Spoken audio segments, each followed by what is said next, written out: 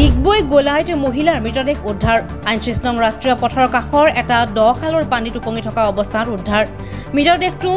গোলাৰ মঞ্জু শৰ্মা বুলি চিনাক্ত কৰা হৈছে সোমবাৰৰ পৰা সন্ধানহীন হৈ আছিল মহিলাগৰাকী পুনৰবাৰ জনাইছো এক বিগ ব্ৰেকিং নিউজ ডিগবৈ গোলাইত মহিলাৰ মৃতদেহ উদ্ধাৰ ৩৯ নং ৰাষ্ট্ৰীয় ঘাইপথৰ কাষৰ এটা দ খালৰ পানীত উপঙি থকা অৱস্থাত উদ্ধাৰ মহিলাগৰাকীৰ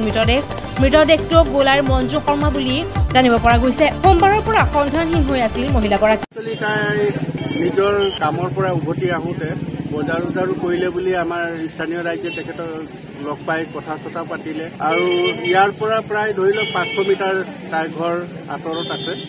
এই 500 মিটাৰ তাইক গৈ নাপালে ঘৰত উপস্থিত নহ'লগে প্ৰায় আধা ঘণ্টা এঘণ্টাৰ পিছত যেতিয়া ঘৰৰ মানুহে সময়মতে ঘৰত নহা দেখি ইয়াত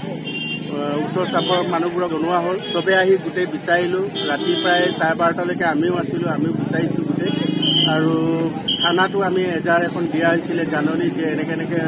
কামৰ পৰা আহোঁতে মহিলা আমাৰ নিৰ্দেশ হৈছে আপোনালোকক জাননী দিছোঁ বুলি আমি এজাৰ এখন দিয়া হৈছিলে আৰু আজি ৰাতিপুৱাও আমি গোটেই বিচাৰি আছিলোঁ নিজৰ পৰিয়ালৰ ঘৰতো চব বিচৰা হৈছিলে কিন্তু এতিয়া প্ৰায় 3:30 মান বজাত আমাৰ স্কুলীয়া ছাত্ৰ এজনে ইয়াত দেখিলে যে উপঙি থকা পানী ঘৰৰ ওচৰতে এইটো পুখুৰীতে আৰু ইতিমধ্যে আমি প্ৰশাসনক জনাই পেলাই প্ৰশাসন আহি পেলাই ডেড বডিটো উদ্ধাৰ কৰিবলৈকে 1 ঘণ্টা বা 1.5 ঘণ্টালৈ উকলিলে সময় কিন্তু পুলিচক ফোন কৰা হৈ গ'ল ইতিমধ্যে এতিয়ালৈকে ডিগবৈ পুলিচৰ পৰা কোনো এজন লোক আমাৰ ইয়াত স্পটত আহি পোৱা নাই পুলিচৰ ইমান গাফিলতি কিয় এতিয়ালৈকে আহি পাব লাগিছে কেলে আহি পোৱা নাই এতিয়ালৈকে